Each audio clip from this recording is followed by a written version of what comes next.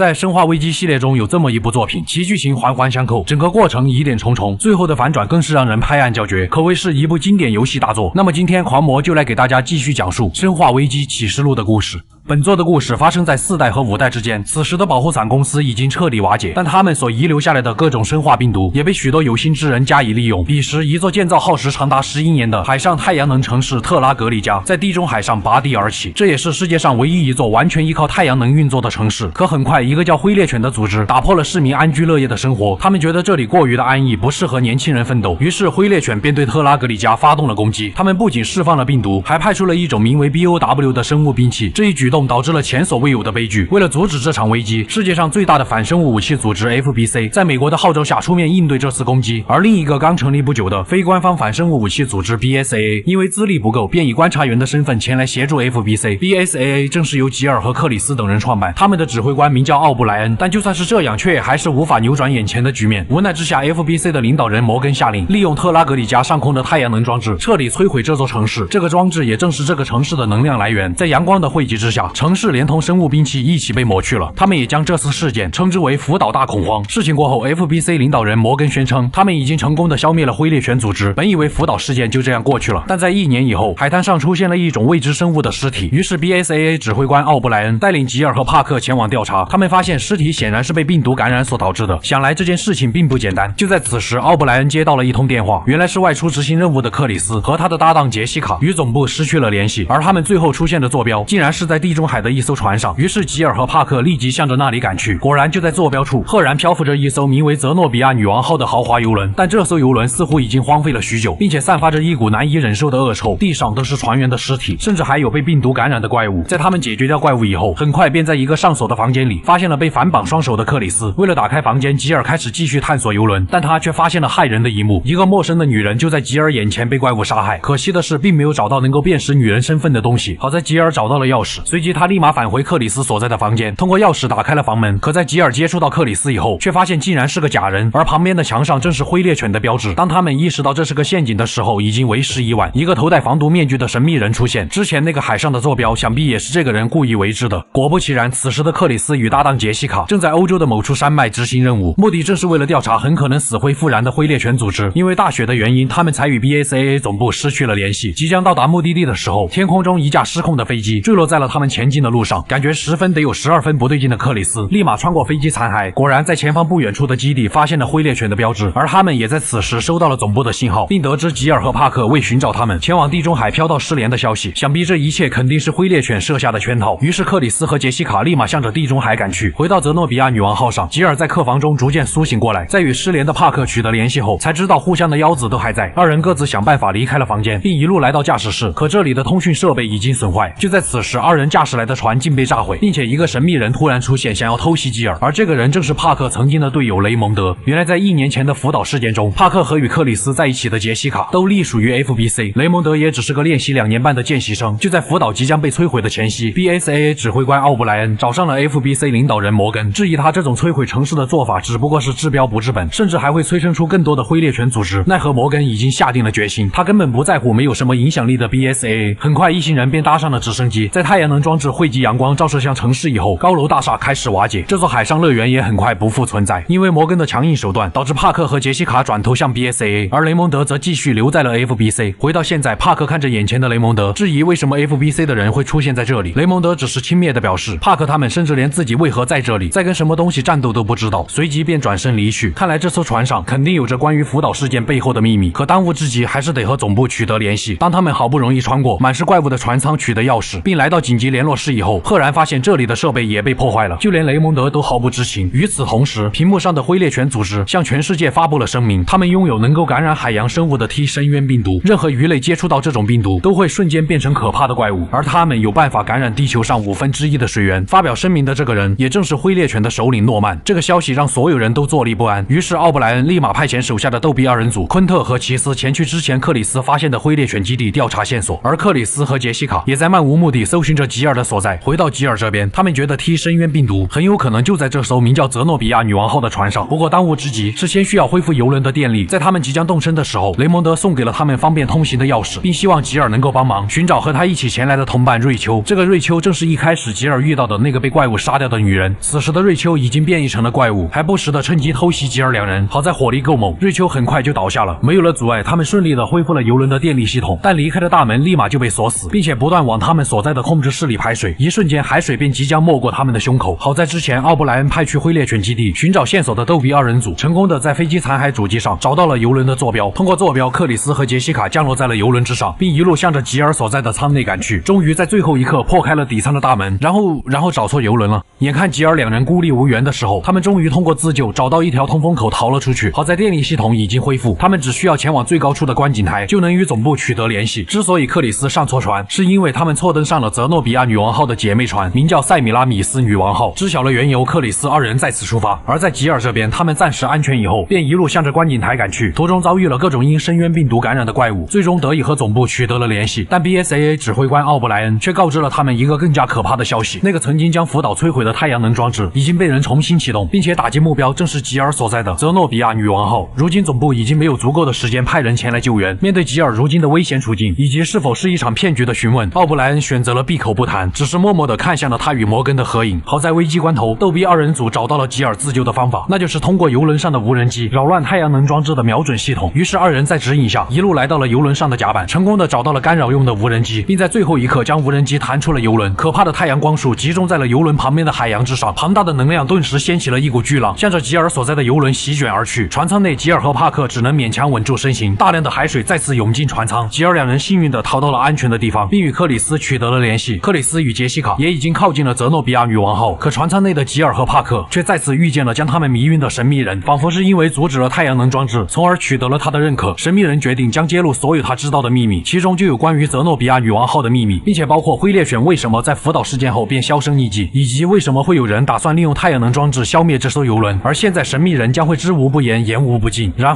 后他就被姗姗来迟的杰西卡打断了施法。跟在他后面赶来的克里斯更是激动，心想你倒是让他说完呀。见神秘人已死，帕克立马揭开了他的面具，没想到神秘人竟然正是那个练习2年半的雷蒙德。雷蒙德用尽最后一口气说出了3个字：导演不让说。